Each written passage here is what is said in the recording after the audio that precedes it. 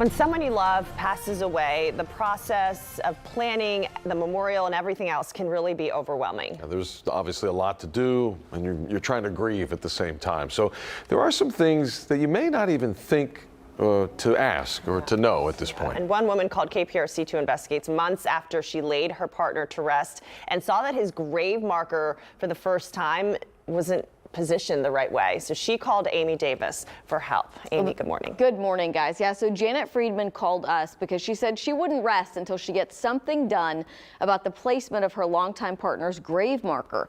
She said it's not just wrong, she felt it was disrespectful, and she feels like the victim of a bait and switch by the cemetery salesperson.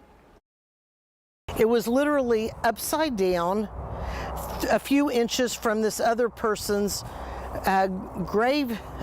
tombstone. Standing on top of someone else's grave and looking over. This is not the way Janet Friedman wants to honor her longtime partner, Raymond Joe Bean Haynes. It was quite upsetting because of the fact that it's upside down and you can't even, without standing on someone else's grave. I found it very disrespectful. A lover of classic cars and traveling, Raymond's final wishes were to be buried at Golden Gate Cemetery in North Houston. When I first came out here, I met a gentleman from the cemetery company, and he said to me, "Where do you want to be?" And I said, "Well, Raymond's family is in this area."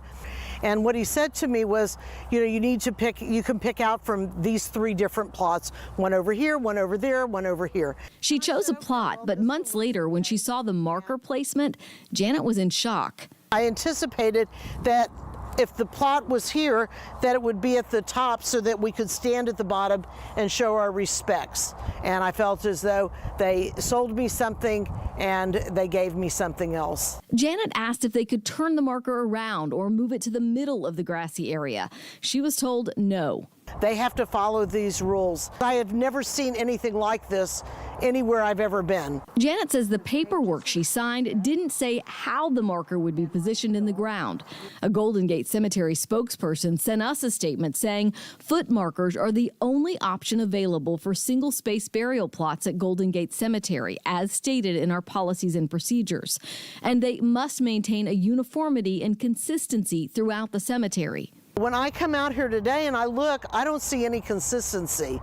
There are markers and headstones in all different order and forms, and I've never seen anything like this before. Raymond was honored at the state capitol for his life's work giving back to others. Helping save a lot of people who were suffering from substance abuse and were victims of domestic violence. And now Janet says she's on a mission to help honor his memory. A last gift to a man that I loved for 26 years, to show the respect, to give him the gift of making sure that his resting place is done correctly. So this was my best friend and the love of my life.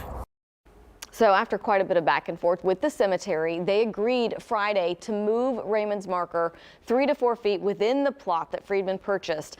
This is a good reminder to ask these questions at the time of purchase, exactly where the plot will be and where the marker or stone will be positioned. You wouldn't think you'd need to ask those questions.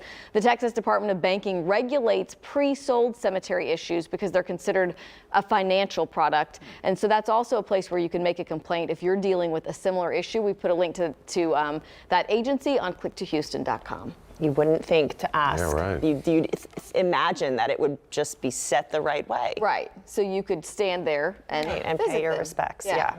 Well, I'm glad they're moving it now. Yeah. All right, Amy. Good work. Thank you.